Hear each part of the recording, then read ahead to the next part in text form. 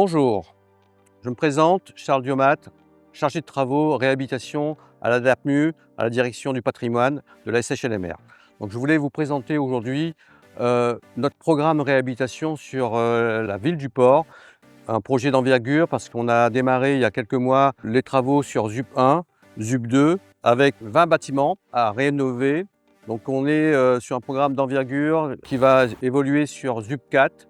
On va rentrer dans le détail de ce qu'on va faire dans les logements, à l'intérieur des logements, dans les parties communes, des travaux sur l'enveloppe, la sécurisation de nos bâtiments.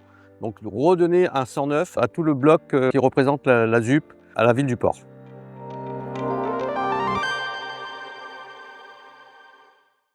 Bonjour, Igor Duboc, société IDEBAT. Je suis en charge de la coordination sécurité sur ZUP 1 et 2 au port. Le rôle du CSPS sur ce genre de réhabilitation en site occupé est effectivement tout d'abord d'anticiper par une analyse des risques, d'analyser les risques qu'il peut y avoir sur l'amiante, parce qu'ici on est sur un chantier sur lequel on a des matériaux amiantés, mais également une bonne communication, d'entretenir une bonne communication avec les locataires afin qu'ils deviennent un partenaire de sécurité pour nous et non une contrainte.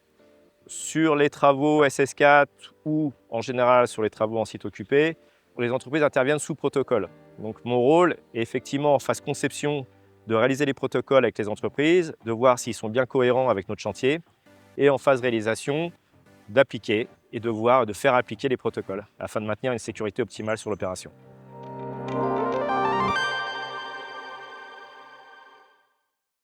Oui, bonjour. Donc Yannick Savini de la société Serfex. Je suis mandaté par le maître d'ouvrage, donc qui est la SHLMR. Je suis le groupe d'habitation ZUP 1 et ZUP 2 pour faire le suivi des travaux avec les entreprises de recouvrement d'amiante en sous-section 4. Donc là, ici, on est sur à peu près une opération de plus de 400 logements. Et donc, ma mission consiste justement à vérifier que les entreprises respectent la réglementation du Code du travail, le Code de l'environnement, ce qui concerne également le suivi des déchets. Sur les 400 logements, on a la majorité des logements qui contiennent de l'amiante dans divers matériaux, enduit, peinture, colle de carrelage, faïence, plinthe, et également dans le revêtement de sol, dalles de sol ou colle de ragréage. Donc également au niveau des façades et des parties communes aussi, on a aussi des matériaux et produits à base d'amiante.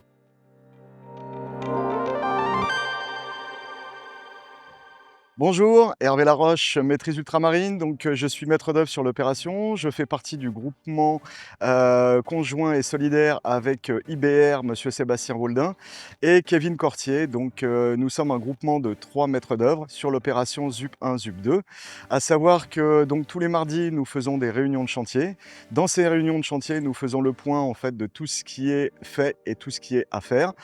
Nous organisons également des EDL, donc les états des lieux, ce qui permet de recenser tout ce qui peut être problématique amiante que nous rencontrons sur ZUP 1, ZUP 2, et également tout ce qui est plan de cellule, à savoir l'aménagement typique du logement. Nous faisons également les réceptions de chantier. Donc chaque réception de chantier fait l'objet d'une visite. Suite à la réception, un PV de réception est établi. Il est transmis à la maîtrise d'œuvre et il est transmis également à l'entreprise, ce qui permet à l'entreprise par la suite de pouvoir établir sa situation par rapport au logement qui a été établi.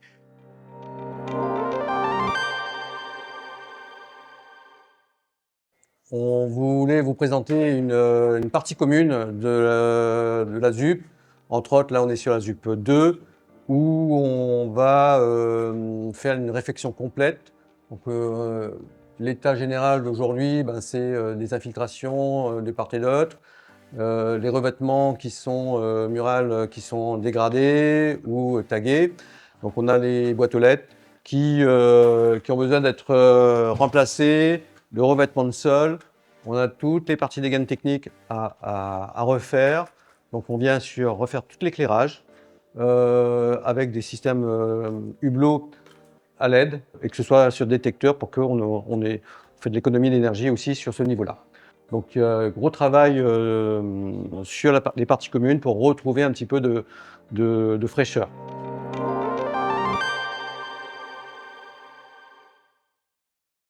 Sur nos opérations de réhabilitation, on touche également à l'enveloppe des bâtiments, donc sur ZUP 1 et ZUP 2. Donc qui dit enveloppe dit façade et également les toitures terrasses. Donc tous nos bâtiments sont équipés en toiture terrasse. Et on a réalisé donc déjà la partie réfection des étanchéités en toiture terrasse. Mais avant ça, on a dû faire poser des garde-corps pour que les entreprises d'étanchéité puissent intervenir en toute sécurité.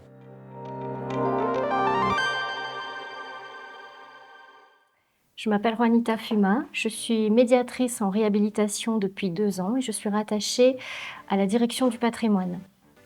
Donc mon rôle consiste à accompagner le locataire pendant la période de travaux, donc la période de réhabilitation. Il ne commence pas uniquement quand les travaux vont démarrer, mais bien avant. Je suis là depuis la phase étude où il y a des diagnostics sociaux qui sont élaborés pour faire émerger les situations particulières qu'il faudra traiter lorsqu'on arrivera en phase travaux, en phase opérationnelle. Je suis aujourd'hui dans le bureau de chantier dans lequel, de façon hebdomadaire, nous organisons des réunions justement pour traiter les situations particulières. Et je suis ici aussi pour accueillir une journée par semaine les locataires de ZUP 1 et de ZUP 2 afin de récolter les doléances, les problèmes rencontrés, les particularités, les situations vraiment particulières qui peuvent entraver les travaux. Donc je reste joignable pour toutes ces familles et je gère les logements de repli. Alors un logement de repli, c'est quoi? C'est un logement dans lequel le locataire va pouvoir venir se reposer ou se doucher. Enfin, c'est un logement qu'on met à disposition du locataire pour qu'il puisse simplement souffler le temps des travaux chez lui. Finalement, mon rôle, c'est un peu dans la réhabilitation, c'est le volet social. Ça veut dire qu'on est vraiment dans une équipe travaux, une équipe technique. Et moi, je suis la personne qui est là pour l'accompagnement, donc pour le côté social.